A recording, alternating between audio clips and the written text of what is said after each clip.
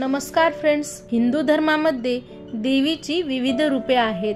त्यांचे वाहन, वस्त्र, हात, शस्त्रे हे देखील वेगवेगळे आहेत। त्यांच्यावरून देवीचे वर्णन केले जाते।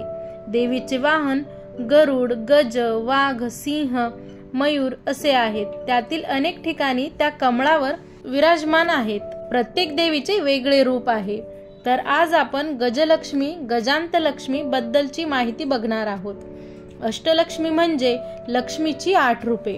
अष्टलक्ष्मी ही समृद्धीची देवी आहे। देवीचे 8 रूपे ही आदिलक्ष्मी, धनलक्ष्मी, गजलक्ष्मी, संतानलक्ष्मी, वीरलक्ष्मी, भाग्यलक्ष्मी, विजयलक्ष्मी आणि विद्यालक्ष्मी। गज म्हणजे हत्ती। हत्ती जसे इंद्राचे वाहन आहे तसे श्री लक्ष्मीचेही वाहन। हत्तीवर आरूढ झालेल्या लक्ष्मीला गजलक्ष्मी म्हणून ओळखले जाते। तिला वैभवाचे प्रतीक मानले जाते, म्हणून हत्तीला उच्च पद, प्रतिष्ठा, सन्मान आणि समृद्धीचे प्रतीक मानले जाते। वास्तुशास्त्रात हत्तीला अत्यंत महत्त्वाचे स्थान आहे। गजलक्ष्मीला लक्ष्मीचे रूप म्हणून पूजले जाते। घरात गजलक्ष्मीची पूजा केल्याने सकारात्मकता आणि प्रगतीची भावना निर्माण होते।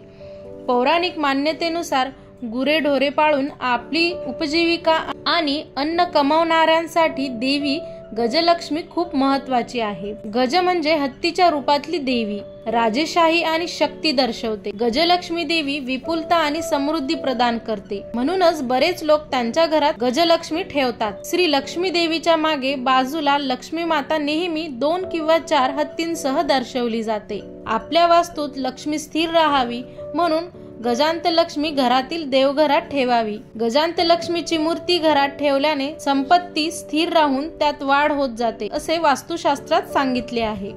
अशाच नवनवीन माहितींसाठी चॅनलला नक्की लाईक, शेअर आणि सबस्क्राईब करा। धन्यवाद।